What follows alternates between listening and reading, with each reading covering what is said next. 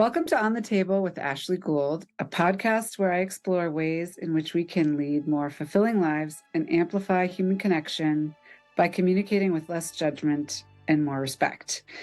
It's my great pleasure to welcome Marcela Privat to On the Table. Marcela is a high school teacher in Northern California in the Acalanes Unified High School District.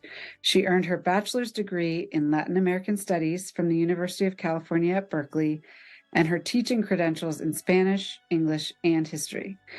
Marcela has honed her skills and methodology over the last 16 years in the classroom and has great insights into what she sees working and not working in education today. Marcela is extremely insightful and prides herself on her curriculum development, active listening, mentoring, and restorative justice expertise. Marcela's views are her own and are not related to the Acalanes School District.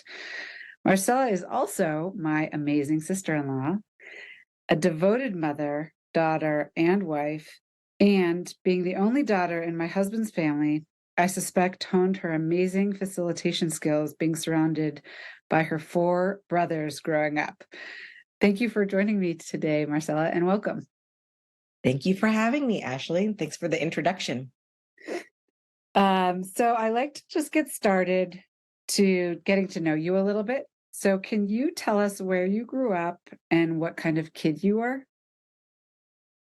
I spent the first 16 years of my life in Berkeley, California. And let's see, what kind of a kid was I? I was always curious. I was social. I was smart, but I didn't try as hard as I could. I could always get by. Yeah. And what do you think led you to the field of education? It was very specific. Looking back now, thinking of my childhood, I always sort of liked to, I would translate for family members who didn't speak English.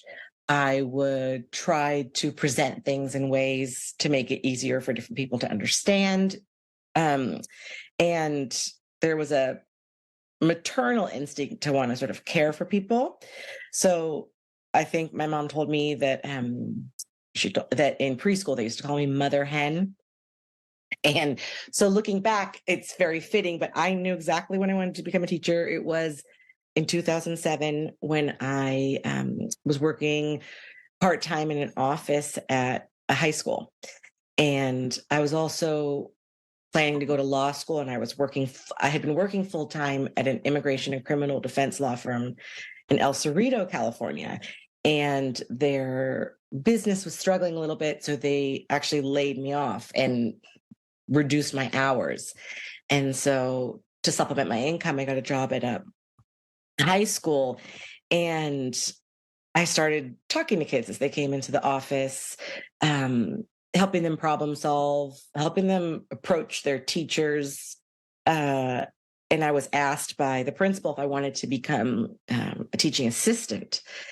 And then at the same time, the law firm said that business was picking up, and did I want to come back full-time with a raise? And that was just a crossroads in my life, and I had to make that decision. And my gut just told me, I think I want to be a teacher.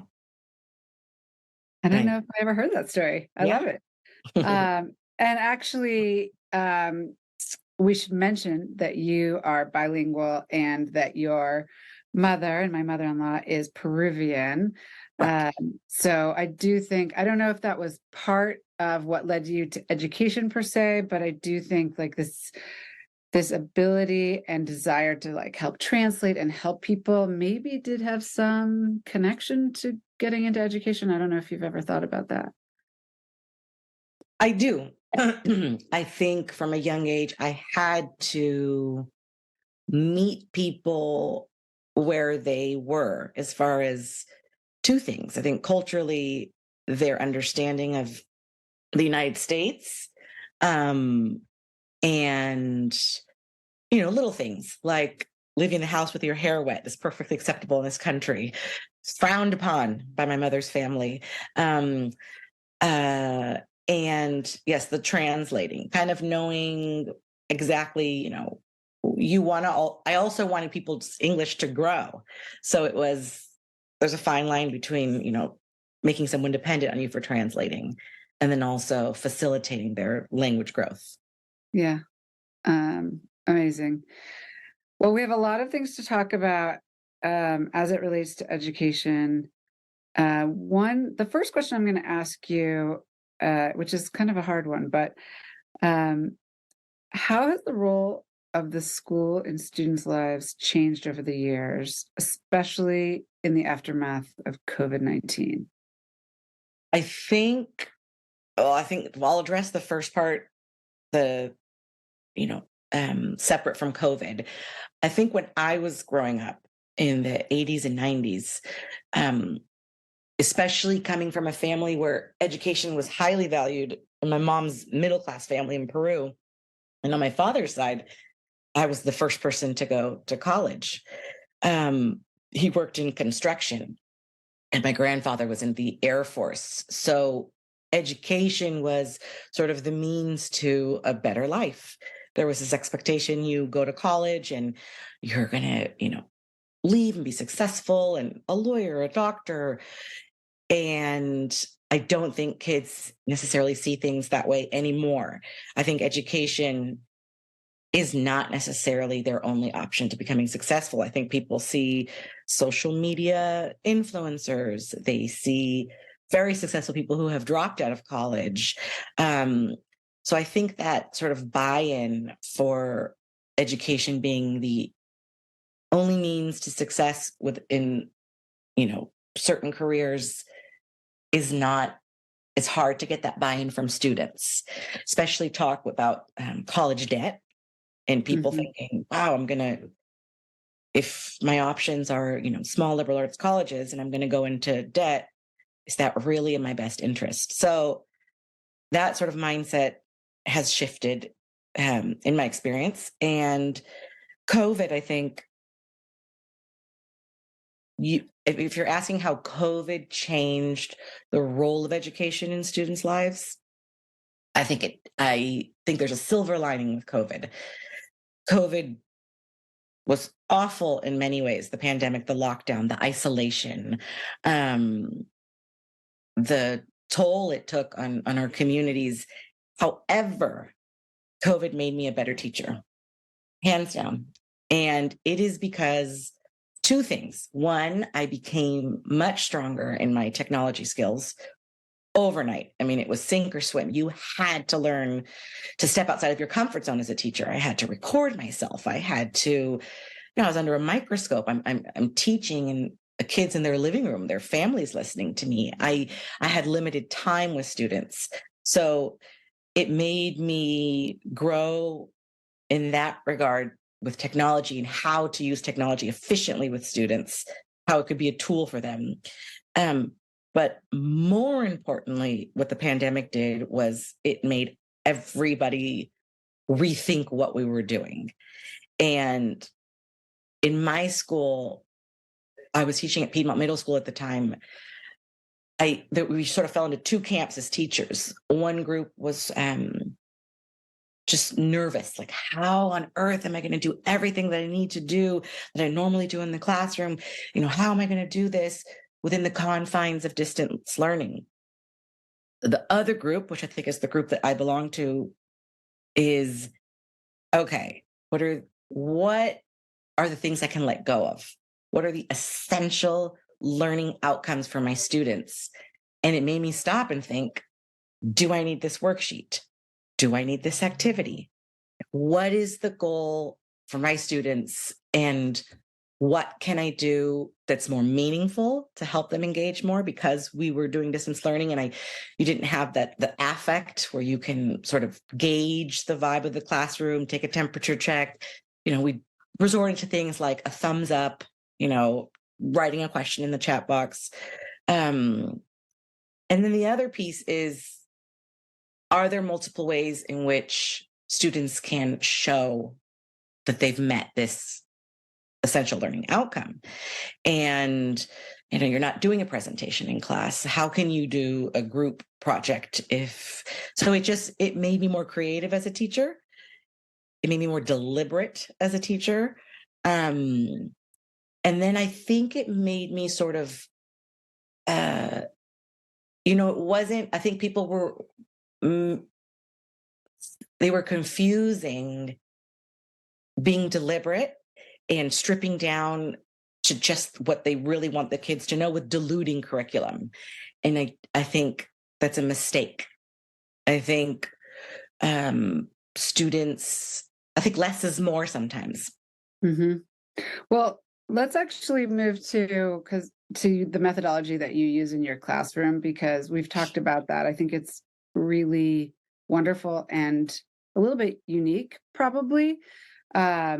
So can you just talk a little bit about how you run your classroom, how you run assignments and tests, and, with the goal of, one, meeting students where they are, but two, I think really getting the most out of them and then giving the most to them. Okay. So I have tremendous admiration for teachers who are deliberate and mindful with their education, because it also forces you to let go of ego. Teachers work so hard, and education is not a one size fit all. So I can think my lessons are so great, and I'll tell you a little bit about my approach, but there are days where those lessons don't do well, fall flat, and it's a terrible feeling to look out and see eyes sort of glaze over and a student reaching for their phone because they're bored. And so you have to stop and go, you have to reflect, you have to ask for their input. And then you have to go back to the drawing board. So it is a ton of work, and it's not easy to necessarily just recycle your lesson plans year after year. The cohorts change, the world changes. But I have two things that I always tell students. One is, if you have made the effort to come to class, I'm going to make it worth your while. So there's no sort of hiding in the back. There's no just calling on the select few who raise their hands. It is my duty to engage you. And there's kind of nowhere to hide. That said, I understand that people have bad days. I let them know, we have deaths in the family.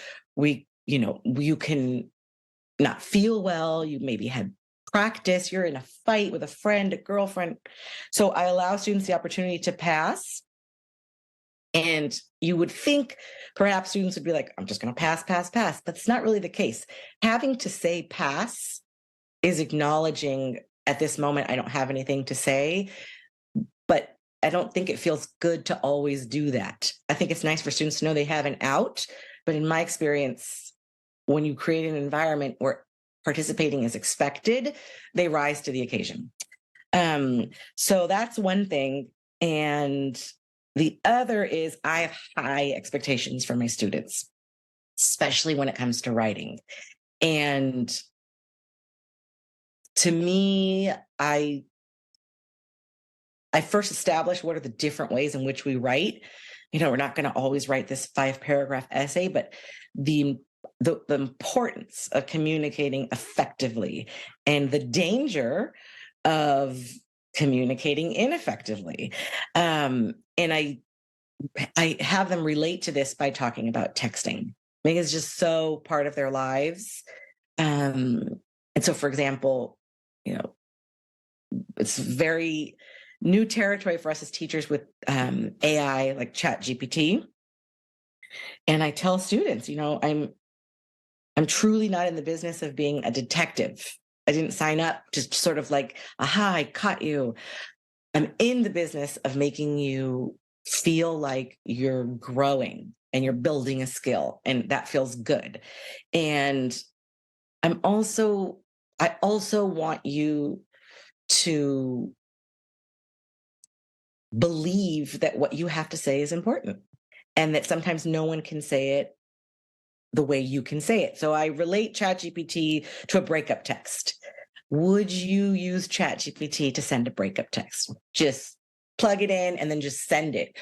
And then when they tell me no, I ask them why. Well, the fear that it could convey something I didn't really mean, or it doesn't sound like me, or does that mean that every student is going to say, "You're right, Miss PG. Yeah, I'll never use ChatGPT." Then the other thing is, why are they using ChatGPT? Because it's easy. And so what is the part that's hard that they're sort of unwilling to push through, and why? So I tell them, I'm going to give you a rubric, and I've worked very hard on my grading rubrics to make them student friendly. There's no point in having a rubric and saying, look at the rubric, that's why you got the grade, if the kid can't even interpret the rubric. So I tell them, everything that you turn in, I want you to consider as a draft. And this is where, again, two camps of teachers. A lot of teachers, and these are professionals. I always try to assume positive intent, who really do feel, well, it is our job to prepare students for the real world. So why would I scaffolded the lesson.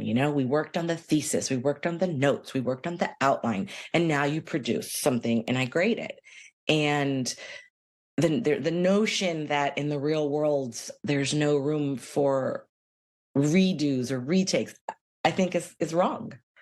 You can retake your driver's license. You can take the bar a second time, a third time.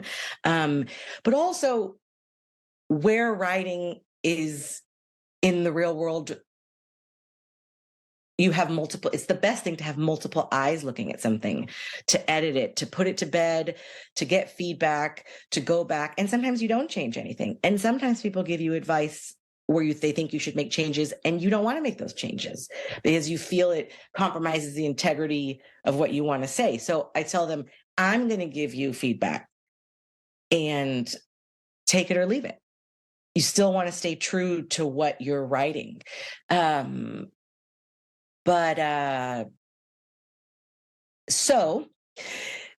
I allow retakes. I encourage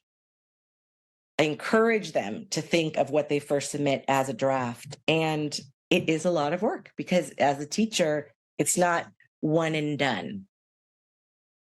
And it requires you to sort of really be there and give concrete feedback. Feedback is a hard thing to give because you don't want to tell a student what to do. You want to show them other ways in which something could be presented. You want to help them put themselves in the mind of the reader. A lot of times students are writing with the assumption that the reader knows exactly what they're saying, and they think they've said it, but they haven't. So I'd say that. High expectations, but really flexible in terms of I'm going to allow you multiple attempts to show what you know. And I forgot the other thing that I said. Well, and I know that you've talked about, so you have essays, but you also have tests in class, and the ability to retake, the ability to sort of, what I'm going to say, like lower the anxiety of one particular day of having to show everything that you've learned in this one moment where a student may not be in the best mind frame to do that. I think that's really powerful. One of the things I wanted to talk about is the pressure that kids are feeling, whether it's, I'm not sure if it comes from us as parents, the school system, from each other. It maybe comes from all of those places, but and I actually have been listening to a podcast that talks about how stress can actually be a positive. It can be good, particularly if you think of it as a positive. But we also have to recognize that it feels like kids are under more pressure than when we were growing up. I'm not sure if it's true or not, but it certainly feels that way. So this feels like a nice way to lower that pressure, to allow them to focus on really learning the material rather than showing what they've learned, on this particular day in this particular moment. And I don't know if you are seeing a trend in that direction, or if what you're doing is more unusual. Do you have a sense of that?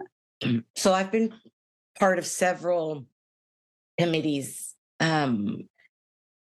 for many years now where two things are addressed. One is restorative justice, and that could be a student cheats on a test. That could be a student plagiarized. And is there a way besides giving them a 0 or something punitive, suspending them, that could perhaps be more effective if the goal is, I'd like you to learn the lesson of like why this is harmful. And restorative justice is all about repairing the harm, but also remembering that these are young people, and that these are teachable moments where they can learn from their mistakes. I think someone said in one of our grading for equity workshops that we're going to look back like we look back on the pandemic and we question, like, were masks effective, or what are different ways we could have handled something? I think we're at a time right now in education where people are struggling to adapt to where students are right now. And I think people, like I said, I really do believe in positive intent. I don't think that there are teachers who think, I want to punish students. It's their fault if they get a 0. I really do think people think this is how education is. This is how it should be. This is preparing them for the real world. And then there are those of us who are like, we've changed the way we get groceries. We've changed the way we travel. We've changed the way we do so many things.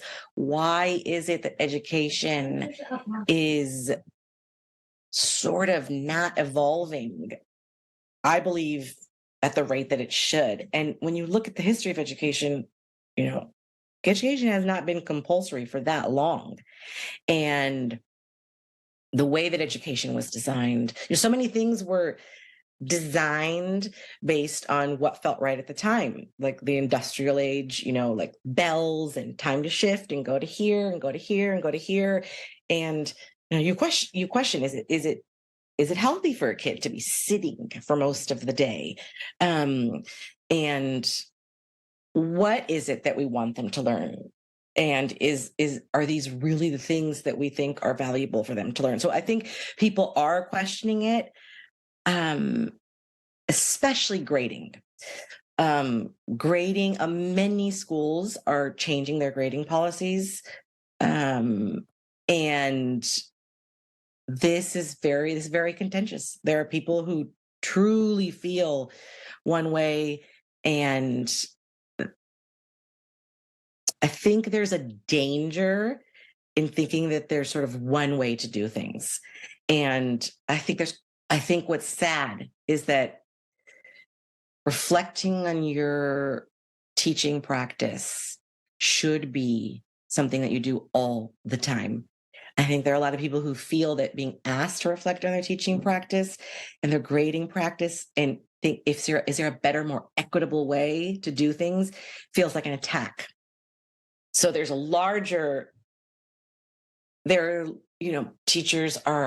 many teachers are unable to afford to live in the cities where they teach. They're in debt. So I just think that there are all these bureaucratic things going on that sort of create this sort of administration versus, teaching. And if you put all of that aside, it's very hard to deny the fact that there are multiple ways a student can show what they know. It is the right thing to do to stop and ask if at this point in 2023, are the skills, are the things that we're teaching still relevant? The books that we're choosing, and our students, the way that students consume information on their phones is just scrolling and skimming and scanning, and to not realize that and try to adapt the curriculum to sort of get more buy-in, because I say buy-in because I firmly believe that all children can learn. And I firmly believe that children feed off of momentum. Who doesn't want to feel good about what they're learning? And so once you get the buy-in, and that comes with a lot, that also is building relationships.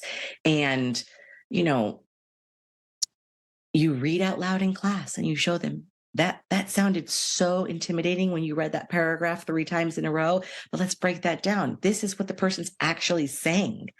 You know, Shakespeare, like, this is still relatable today. This is about love. This is about this. And then for them to feel like, oh, that's all it is, sort of giving them access to the curriculum in different ways. So I feel like I'm part of the change, but I'm very aware that it's going to take a long time. Just like we're going to look back and be like, I can't believe we didn't have child labor laws. And we're going to look back and be like, I can't believe we used to have 100-point grading scale. Yeah. Well, I feel like there's so many things to dig into and talk about here. I don't think we have enough time. I know.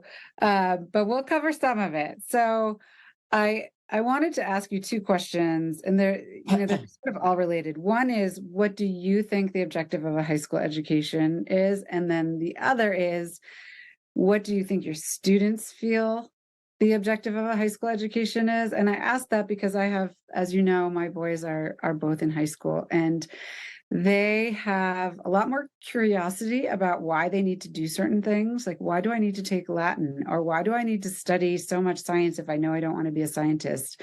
Whereas I just kind of put my head down and did the work I was supposed to do.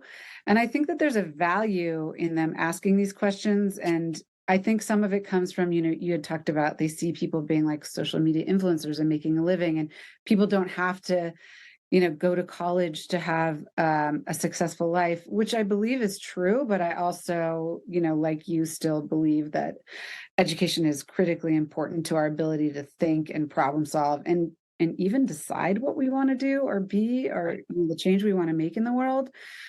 But I think we have to acknowledge that they are asking these questions. And so I think we both have to ask, what is the purpose of a high school education? And then we need to understand what they're thinking about it in order to hopefully end up in a place where we're serving them, and not just in what they think today, but what they want to become, and what we, not just as parents, but as society, want our children to be able to achieve as they, take over the world as the years go by.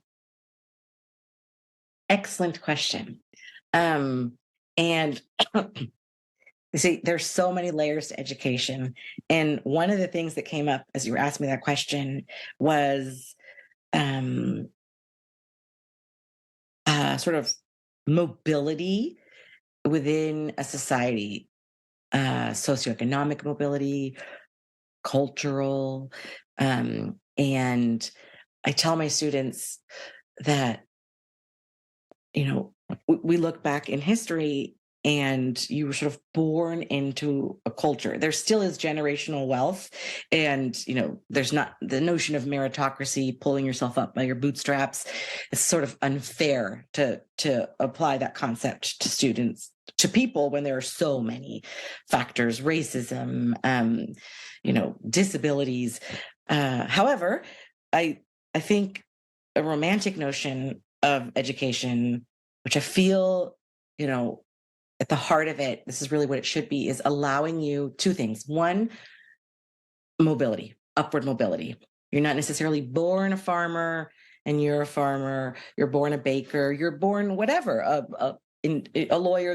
Your father was a lawyer. The expectation is you will be. And it's hard to know what you don't know. And so I think education provides, if we choose it depends on what we're asking students to learn, but the idea that there are areas of knowledge that you didn't know you were interested in because you'd never studied it before, I think that is valuable. Also, it's valuable to know about areas of study that maybe you're not interested in. I'm not a lawyer, but is it good for me to know about the legislative branches? And yes, I'm not, I'm not necessarily, math was never a strength of mine, but does it come into play in different levels in my life? Yes. So I think that's one area, is providing you the opportunity to then apply to a college just so you can specialize in something and to give you options, as you said. Also, there are questions about like the SAT that's based on an Army, aptitude test. How I don't want to say that if you go to college, all schools are the same. There's no sort of like, it's hard to make a blanket statement about education when education isn't equitable. And the support that certain students get at home. However, if all students had meaningful educational, essential learning outcomes that provided them the opportunity to learn about multiple things and then sort of hone skills and start to see what they're interested in, that's great. The other piece is skills. This is why I don't like to give zeros, because I don't feel it's my job to necessarily just teach you about deadlines. I think more importantly, I want you to go into the world with skills, communication skills, writing, listening, reading. If you're taking a second language, to take these skills, you will figure out the natural consequences that exist in different areas of life. You might get a speeding ticket. You might talk your way out of that speeding ticket. You pay your taxes late, but eventually you have to pay them. Students figure it out. I see students who I thought, oh God, this knucklehead, who gave me such a hard time. And they figure it out. The path is not linear. But because they had that high school degree, they were afforded more options. Now, some students choose to take what we call in California, the Chesapeake or their GED, and they still have options. You can go to community college, so the other piece that you asked, and I'm blanking, what do students think? One more thing. Education should provide students two pieces as far as identity, and an ability to sort of connect and relate to what they're learning, but also the ability to have insight into people different from them, which was why I think that multicultural components should be embedded into every single subject. If you are learning about, math, I'm not a math teacher, so I know it's very easy for me to say, but you should be, if you're learning about fractions and percentages, how can you tie that to, I don't know, populate, like demographics, for example. And if you are learning about science, are you exposing students to scientists from all over the world, from all different cultures? Or how can you take what you're learning in science and apply it to political, social, factors? And religion is a big one. I think if students see things on TV, they watch movies, and certain cultures and certain religions are presented, there's not necessarily a lot of diversity in the way that different cultures are presented.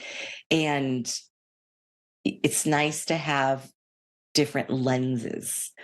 And I have found that really powerful for my students.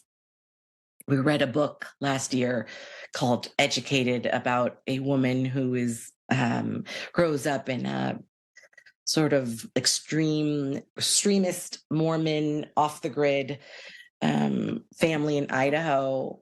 Most of my students could not relate to that lifestyle, but they could relate to many of this woman's struggles. And then it was also just fascinating for them to sort of step outside the bubble of what is the Bay Area and out into the rest of the country. And so I say all these things to my students, and I say it with enthusiasm, and I say it with conviction. It's great for you to know this. How can you relate to this? And hey, this is going to serve you well in the real world. But I'm very aware that they don't always share my enthusiasm. And I do think that they're questioning what is useful to them. I just think they would have a clearer and more genuine understanding of how what they're learning is more valuable if they're feeling successful, if they're feeling, like I say, I'm baking and I bake something and I want to be a baker, and I burn my cake, and I don't have the opportunity to experiment with different ingredients. I don't have the opportunity to try again. And what's the purpose? So I think many students don't see the upward mobility in their courses, because the way that many courses are designed, once you get, a low grade, boom, your grade drops and you have a C, and you start doing the math and you're like, oh my gosh, how could I possibly get a good grade in this class the way that the grading structure is designed? I can't retake something. I'm not given the opportunity to try again. I'm not given the opportunity to show what I know in a different way. So why try? So, Marcela, we've talked a lot about the US educational system and an evolution that you think would benefit students and, frankly, all of us as society, as our students grow up and take over the world. There are a lot of different ways I could see the educational system changing, and I know it will be hard to do, but if in 50 years you look back and if we had done things right, what do you think are the most important changes that would occur? They could be related to the way that we're grading and testing students, could be related to the way that we're structuring the physical school day so that students are not sitting as much and they're taking some more active learning roles.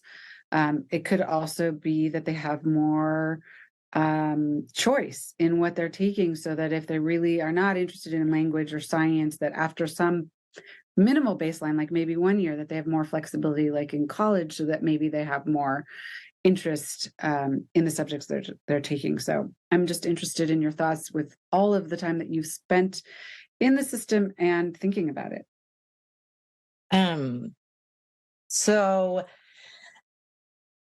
this is like become sort of, I don't know, it's not necessarily cliche, but I keep hearing this like on Instagram and in different, I don't know, people finding out what is their why. Your why. And I think if we had to just stop and we need a launching point. We need I think it boils down to, what are we teaching kids and why? So once you cannot adjust, you cannot begin to truly reflect on adjust how students are learning, when they're learning, until you have the what. And you can't have the what they're learning unless you truly know why. So I think, why should a student learn this math concept? Why should a student learn this science concept? And as you mentioned before, students don't know what they don't know. So I think it's perfectly appropriate to expose them to multiple subjects. And there are benefits in their actual life. When will these things become relevant? If they're learning about biology, if they're learning about, the reproductive organs. Certainly what many students are currently learning is beneficial to their lives. But once we really reflect on what students are learning and why we feel as a society that this is beneficial to them, we then have to think, okay, do we have too many? How is this doable? So language learning, for example, when I taught Spanish, I found that many teachers were really limited and tied too tightly to their textbook. And the textbook is not The curriculum, the textbook is like, it's an instrument for trying to teach this curriculum. So, we do have standards, and standards are a good thing. This is how I look at standards. If we didn't have them, we would have a situation where teachers were making decisions as to who should be learning what. And that's dangerous, because you can say, well, this student, clearly they're not going to go to college and they want to be a mechanic. And so they shouldn't, we shouldn't be, not that there's anything wrong with being a mechanic, but we should not limit students. We should try to expose them to as much as possible, then they can make that decision. But that is sort of the danger of not having standards. You have standards, then you say, I believe all students can meet these standards. But like I said before, it's not a one size fits all. And so teachers, I want to acknowledge too that this is hard. It takes a lot of work. It takes a lot of practice. It takes a lot of trial and error, but you have to approach education from that standpoint. Here I'm being tasked with teaching students these essential learning outcomes. And I cannot expect students with totally different readiness levels and learning styles to adapt their learning styles to my teaching style. It has to be the opposite. I have to adapt my teaching style to their learning needs in order to help them grow. And like I said, it's a lot of work. And so that's one piece. Start, with what we're doing and why, and then the how. And I think you were mentioning before, the how can look so different. It does not have to be all students in rows and individual desks, taking notes and then, rote memorization. No. And embedding these elements into curriculum with what we recognize that we value as a society, such as empathy, social justice, collaboration, problem solving, soft skills.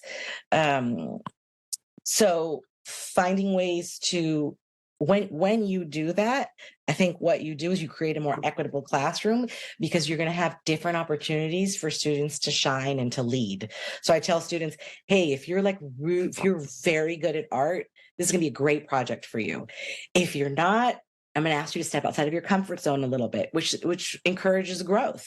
So you can't just have sort of one way to do it. You have to have different modalities.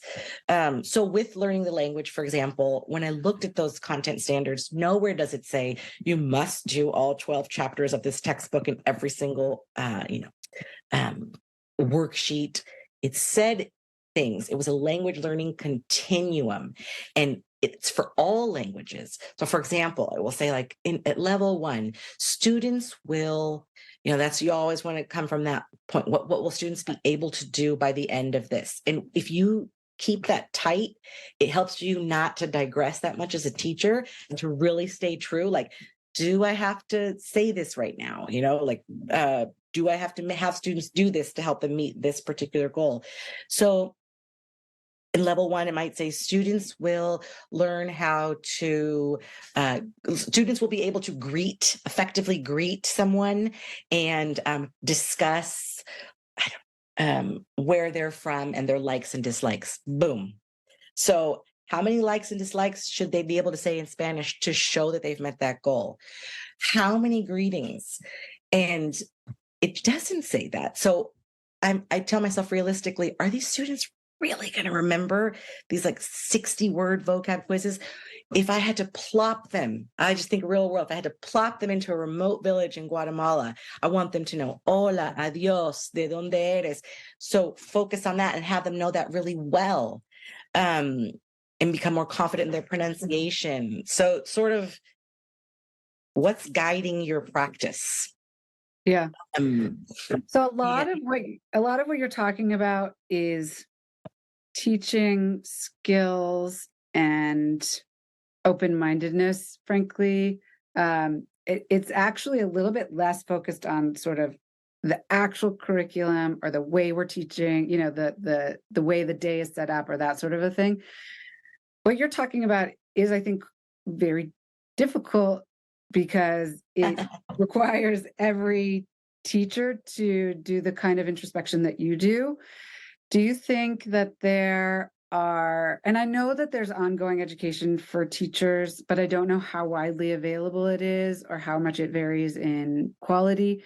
Do you think that is an area that we should be putting more focus on in our educational system to support teachers' growth? Because at the end of the day, how much a student gets out of a class has to do with their interest, and their teacher's interest, and not just their teacher's interest, but their teacher's ability to not just focus on how they can teach it, but how they can teach it to each class, which changes. Yes, I think teacher training and teacher support. I think, as I sort of alluded to before, there's this, I think teachers feel often under attack. And I think teachers feel, underpaid and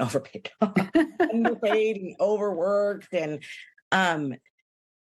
I really do start by trying to build a relationship with my students and the parents. So building that trust, that goes a long way. If please don't hesitate to reach out if you ever have a question about your student's grade. So I have to have my ducks in a row because I have to back up what I'm saying. So I have to have conviction in that what I'm teaching is meaningful and it matches the content standards. Is my grading practice equitable? Is it clear to students? And are their expectations clear? So it has to be crystal clear. Here's what I want you to learn. Here's how we're going to do it. Here's how you'll know if you got it. And that takes a lot of work. But once you have that, the tweaking here and there becomes easier. And I need to be able to tell a parent, I need to be able to tell a student why they earned the grade they did and what the grade means. So the grade means less that you got a B, but I'm very deliberate. The grade means, I think when there's meaning tied to it, that you're doing an excellent job with your, written communication, but it's the speaking component. And I've had students with terrible anxiety who have told me, I really don't want to present in front of the class. We've come up with alternative ways. They use Screencastify to record themselves. Sometimes they'll come during lunch and present to me or to a smaller group. I mean, it's so yes, it is hard, but it is not impossible. It is not impossible. I mean, it just really, I think it will take a long time, but I think teacher support, in my district, for example, they're doing something called Equity University. So they're providing teachers with upward mobility on the pay scale through units that you're going to get through this program that the school is offering. So it's essentially you're taking a class and it's about equity. And I signed up for it. I'm trying to think if there was another component to what you were saying about how I think education could look different down the road. And every time we've paused, I've thought of something new that I wanted to say, but this one was really important because it had to do with the students and the buy-in. Perhaps it will come to me. Okay. Well, let me ask you this, and maybe this will help you think of it, or you'll have other thoughts. But so you've been teaching for 16 years. Things have changed a lot during that time. Also, you were a student before that. Yeah. Do you have sort of kernels or like fundamental truths that you've learned about children and how best to support learning over that time? One, you have to believe that all students can learn. You also have to believe that all students want to learn. And what students show, I mean, like, you really have to put your ego aside. And when you work on that assumption, from that assumption, like, I've had students be disrespectful. I've had students become frustrated. I've had students who don't show up to class. And, I cannot solve all of their problems, but I can be, it's very fulfilling to know that I'm a small piece in their life, in their journey, and especially in their journey of education, where I help them achieve success. And success looks different to different people. For some people, it's showing up. For some people, it's, okay, you're doing everything that you're supposed to be doing, but you're so literal. I want you to take a chance. I want you to take a risk with, what you say. So, I also, this is a great piece of advice that someone told me one time, because it can be scary sometimes. You think like, oh gosh, the lesson didn't go well, or oh gosh, the student got a bad grade and the parent might be upset, or oh, I didn't get through that book. We didn't pace ourselves accordingly. I mean, you're constantly sort of questioning and pivoting. But one of my old principals said to me, you have to approach education from the mindset that everything is solvable. That everything is solvable. It might not be easy, but it is, it is solvable. So I guess those would be my three. Yeah. And what a beautiful way to think about life generally, right? Yes. Everything is Yeah. solvable. Yeah. Except for It may not be easy. It may not be right in front of us. It may not be linear, but it is always solvable. that's right. Yeah. That's right. What you mentioned before about students sitting down all day. So if someone came to me and said, okay, we've made a decision, the California Department of Education, that we want to reduce the amount of time that students are sitting indoors, and how can we do that? That would be complex, and a lot of different factors would come into play. But is it solvable? Yeah. Will it take a while to sort of turn the tide? And yes. Great. Well, I want to move on, talk a little bit about my company. So I started the On the Table podcast to coincide and amplify the mission of my brand, Alma Tand, which is an elevated, everyday tabletop brand with a goal of increasing connectedness among people.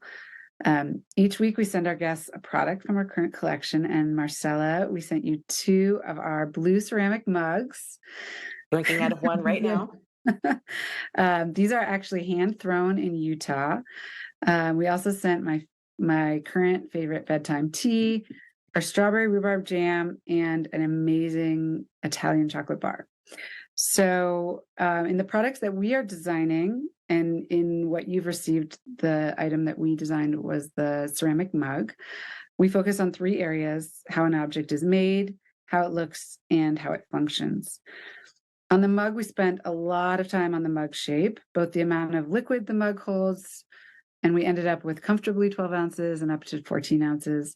The shape of the mug, the feel of the handle, and the color. And we've also learned that hand throwing mugs is a quite intensive process. It actually takes 3 days to let the body of the mug dry in order to be able to attach the handle. So it's really an intensive sort of labor of love.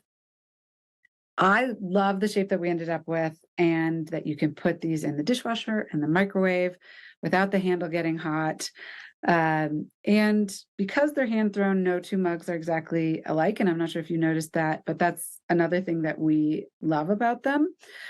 The jam is delicious, and it is made in the Hudson River Valley in using fruit from local farms, both women-owned and multi-generational family farms, which is very cool. And the chocolate bar is this amazing company called Lavorati. I met the team at a show in Paris, and I was immediately impressed by their beautiful packaging and their friendliness. And then I tried the chocolate, and it's just amazing to me. I also love that the brand started in 1938, so it's a brand that's been around for a long time. And Aliberto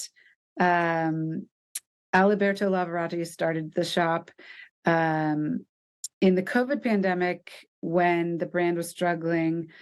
2 men, Fazio and David Petrini, bought it, and they both had ties to Varazzi, Italy. I'm not sure if I'm pronouncing that correctly, but that's where the brand was started. And they both had memories of the chocolate, which I think is amazing. So Fabio apparently spent his holidays at his grandparents' house in Varazze, and they always had a Lavorati Easter egg there. And I love this quote. He said, "The scent of chocolate filled the dining room, and for me, it still means childhood spring vacation." And he worked to buy and continue the brand as an attempt to go back to his childhood, calling chocolate a powerful time machine that invests all five senses to create a sixth one, memory. And I love the brand. I love the packaging. The bar you received can be bought alone or in a book of bars that are packaged in an open box that looks like it's holding a series of books, which also feels fitting for you as a teacher. And they consider each bar and product a chapter in their history, which is also, I think, really lovely. And I love how the brand mirrors so much what I'm trying to achieve with Amatond, which is time taken to create high quality products with memory, family, and human connection at the core of them. So we're still working on how to best ship the chocolate products. Some of them are more prone to temperature variation, but we're really excited to have their bars, a hazelnut spread that's delicious, and they also have really cool chocolate-filled pencils that we'll be offering as well.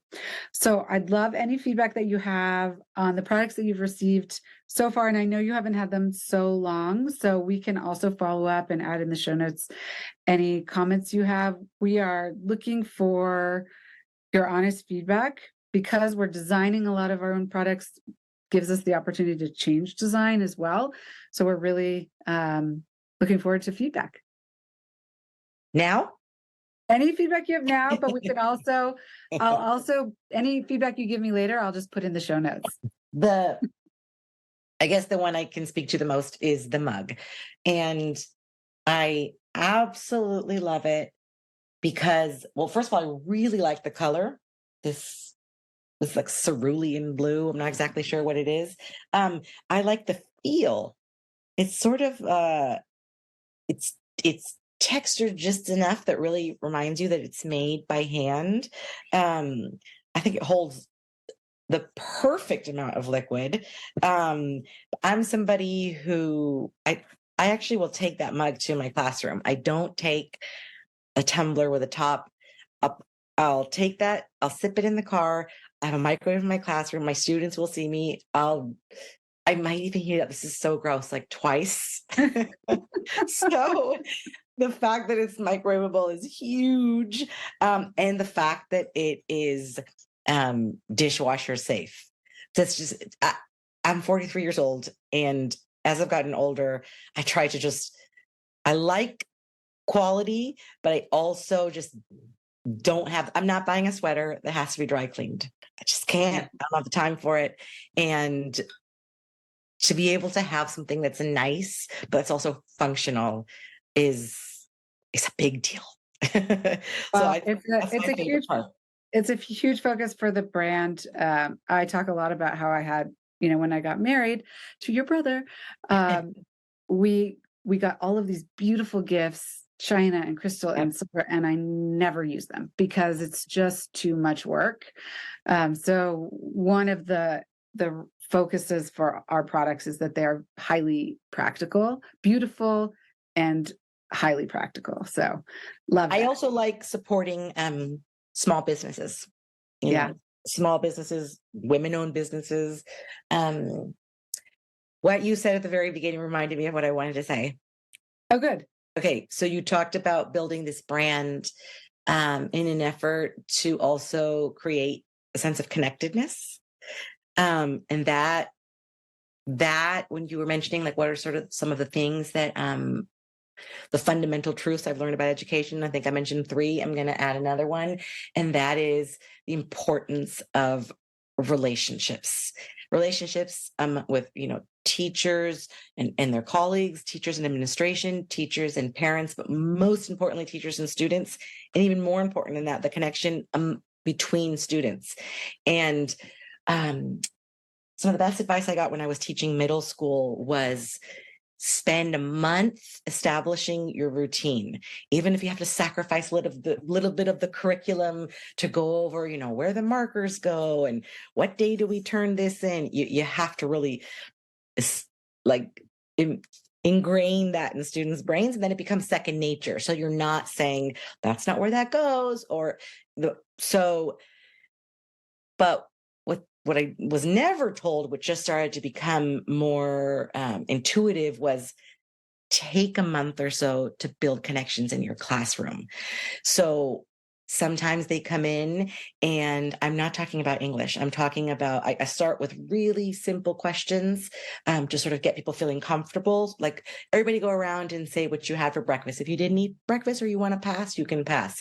But these organic conversations start to happen. You have, some kid who listens to heavy metal on this side of the room, and then some sort of like quiet kid who's a gamer is like, they kind of look at each other because they both like Lucky Charms, and you start to build a connection.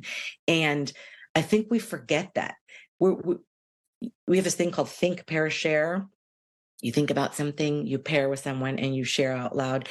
And you're asking the students to talk about topics like death, love, loss. We're reading these heavy books, and then turn to someone and talk about it, or actually raise your hand and feel comfortable enough to share something about this out loud. So you have to build a sense of community in your classroom. And once I do that, it's then harder. It's easier to do the hard things.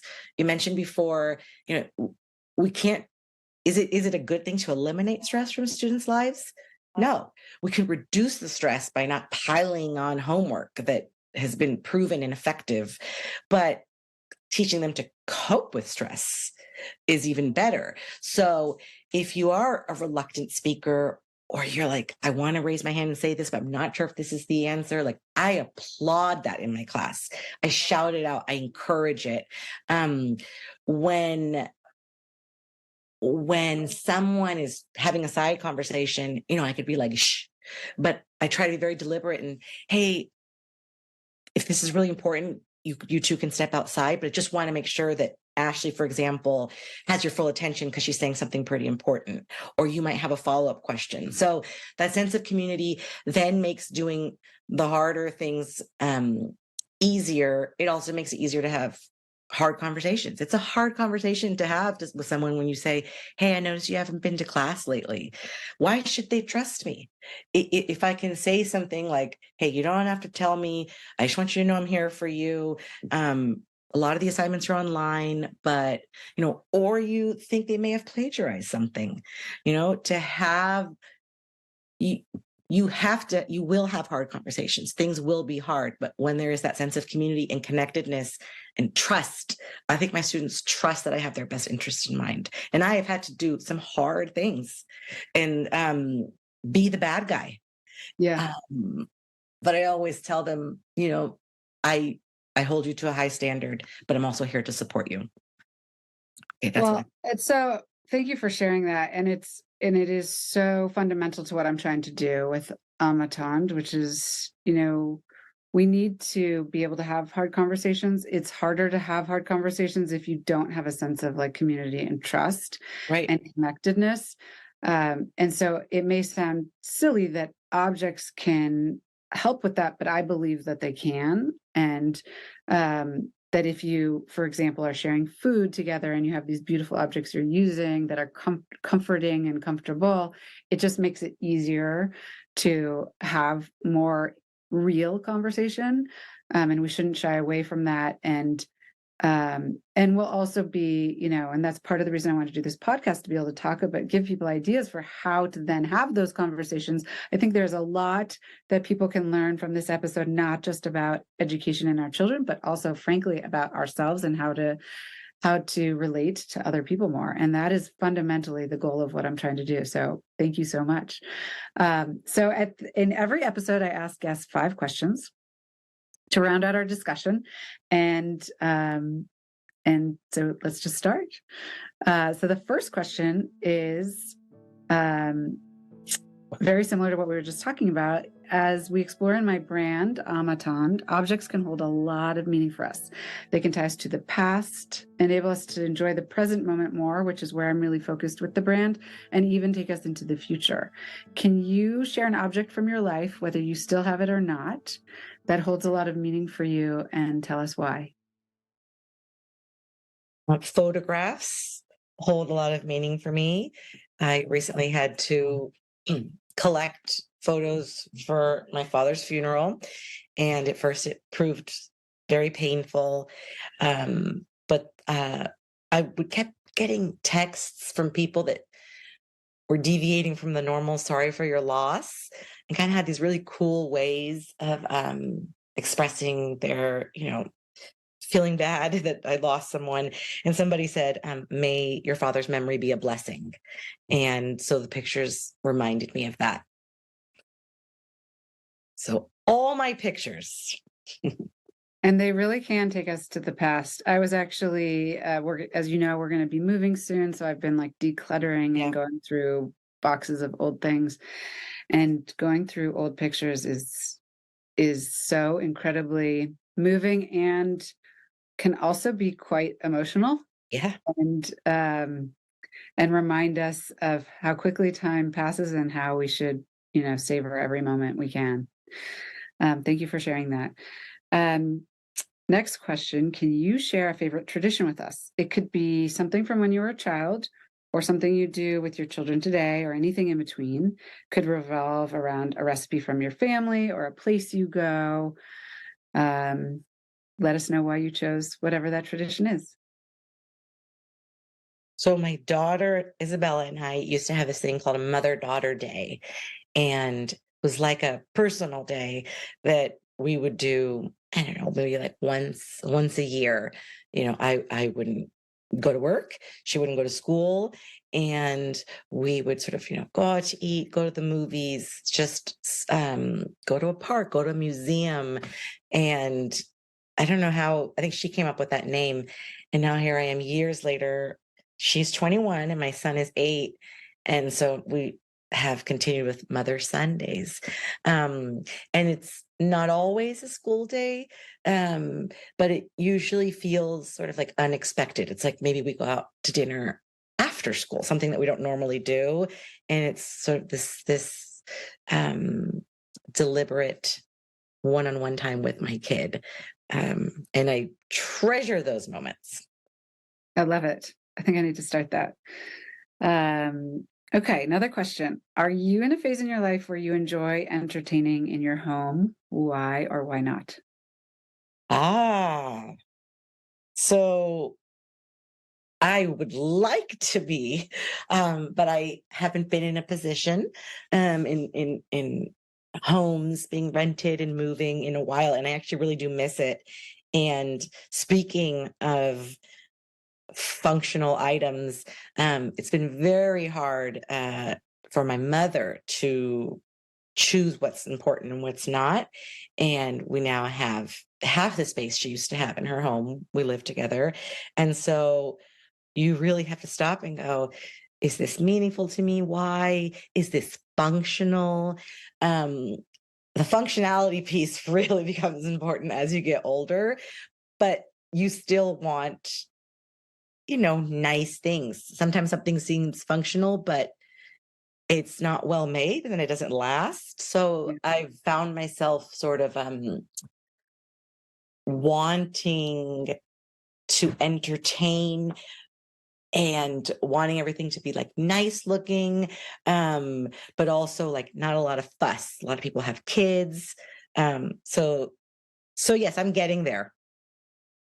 Well, and I will just say that you're very good at it. You have just such a warm personality, and you want to take care of everyone, and that really shows, like, no matter what we're doing as a family.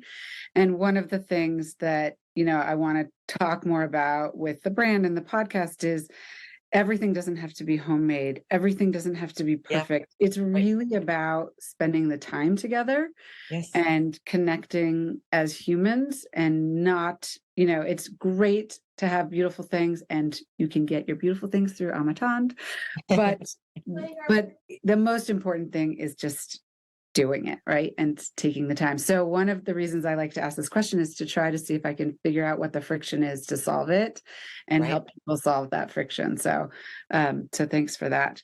Do you have one or two top resources, books, websites, or courses you can recommend to our listeners? Could be related to education or just to life, really could be anything that you find, helpful, meaningful. Oh, wow. Um, so there is this book that a colleague of mine, um, she read an excerpt from it. It's called Make Your Bed. I think I shared it with you. And the book sort of centers on this idea of making your bed is valuable because you're starting off the day completing a task. And so I sort of cling to anything that's like self-help or Instagram or words of wisdom that allow me to feel accomplished and sort of like motivate me and help me plan, but that I can actually stick to. And so sometimes, you see like this diet or this way of organizing, and I've become much more honest with myself. Like, I'm never going to do that. And then I'll feel bad about not doing it, but I can make my bed every day. So I also,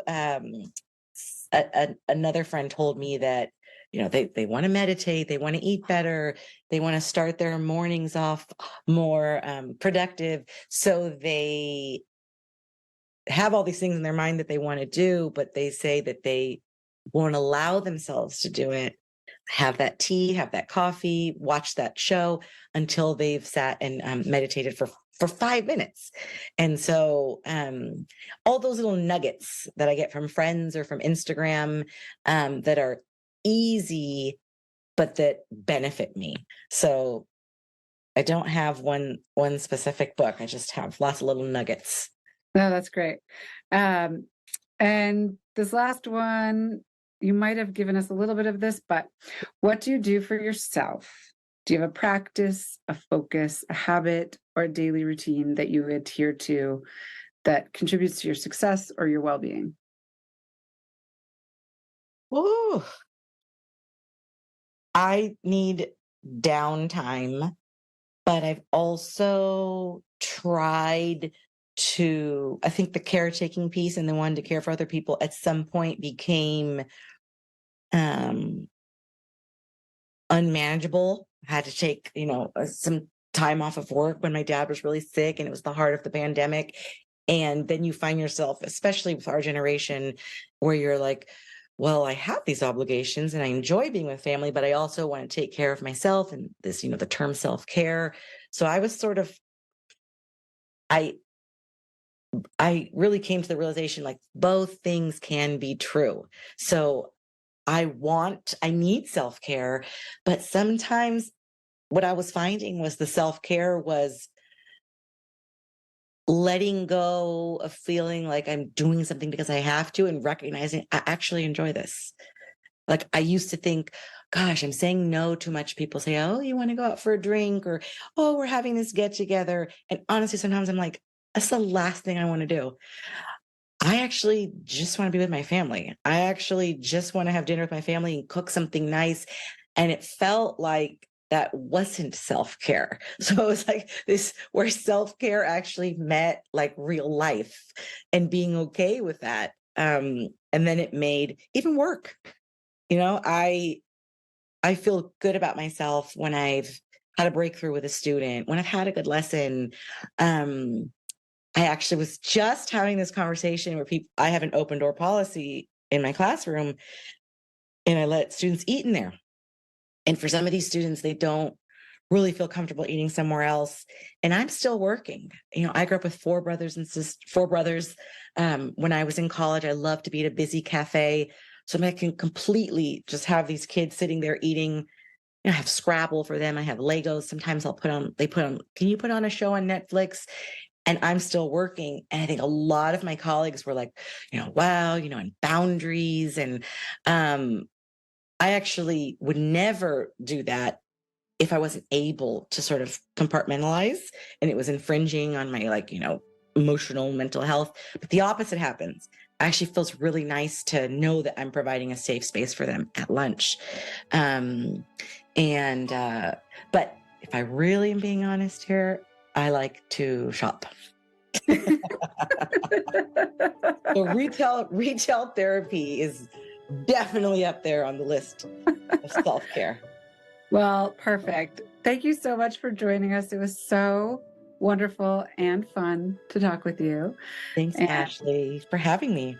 And I'll talk to you soon. All right. Take care. Bye. Okay. Bye.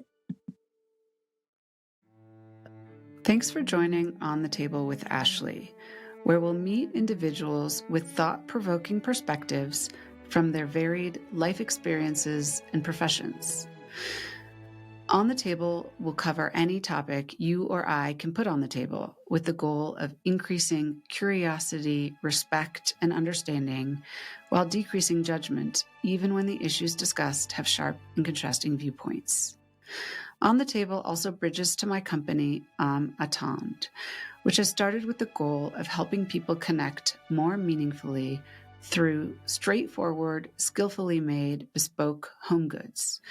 Check us out at amattendre.com. That's AMEATENDRE.com, or on Instagram at Attend. And if you have ideas for future podcast episodes, shoot us an email at reachoutanytime@amattendre.com. Thanks for listening.